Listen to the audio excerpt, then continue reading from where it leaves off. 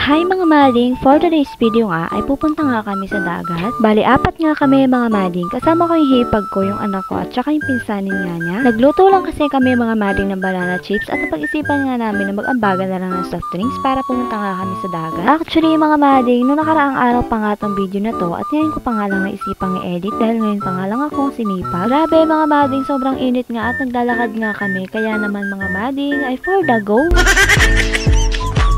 Alas 3 pa nga lang ng hapon ito mga mading at ang init nga ay sobrang init nga talaga. Di ko ma-explain kung gaano kainit, basta yun pwede ka na yata magprito ng itlog dito. Nung nakarating na nga kami mga mading ay nagpahinga nga lang kami saglit at kinain na rin namin yung mga dala namin merienda. Kaya naman mga mading ay for the go.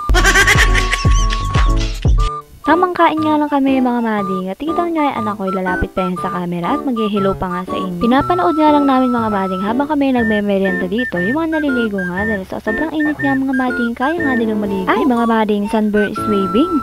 Bago nga sila maligo mga mading, ay nag-ayos-ayos nga muna kami ni Sian dahil kami nga ay may ginawa na TikTok trending. Minsay natuwa ang may likha, 7,000 pulo ang ginawa. Mga hiyas na inilatag sa malasuklang dagat. At ang bayan niyang pinili, nasa dulong ng bahaghari. Kaya't 1,000 kulay nangaakit kumakaway. Piliin mo ay ng Pilipinas, pagpulo ang kwintas ng tela. Pagkatapos nga namin gumawa ng video mga mading ay eto na nga at naligo na nga sila. Tuwang-tuwa nga yung anak ko mga mading habang naliligo nga dito sa may dagat.